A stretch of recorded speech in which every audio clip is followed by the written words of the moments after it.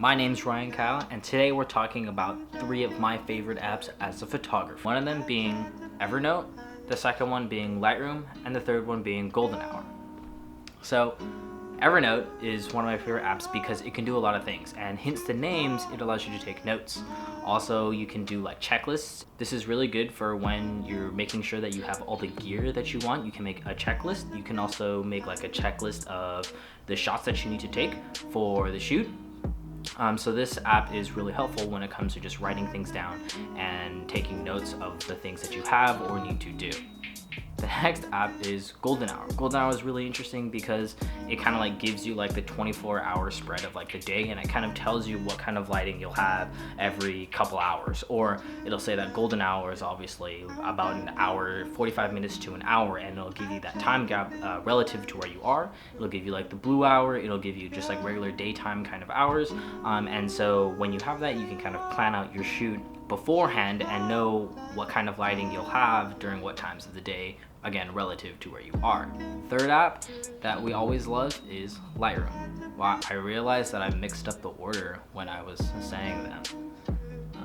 But anyways, the last app that I use as a photographer is obviously Lightroom. Every photographer probably already knows about Lightroom and probably already owns this app, but if you don't have the app, you should definitely have the app.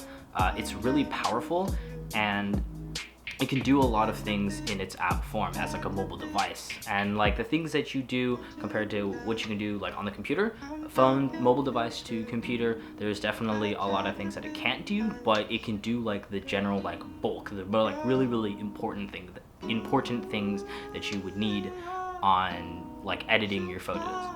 Bonus app is Forgotten, because Forgotten is like an app that like lets you see like a bunch of like abandoned places. And like this is really cool because like if you're going on like a photo shoot and you need like a location, and oftentimes when I'm on a shoot I'm like, I don't really have like a location, so I'm just like I get a little stuck sometimes.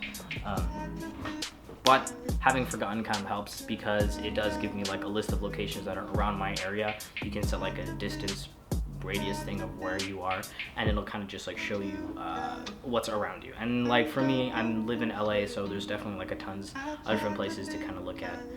Also about Forgotten, these places are like abandoned, and there's not necessarily rules that you shouldn't go in there or that you can go there. They're just places that people kind of post on this app.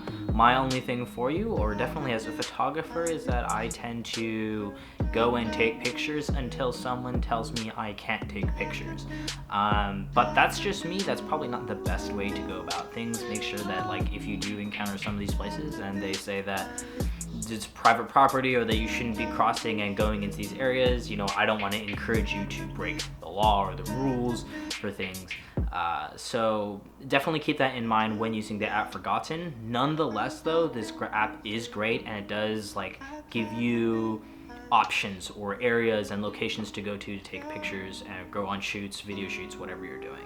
So this app is great, and you should definitely get it if you don't have it already.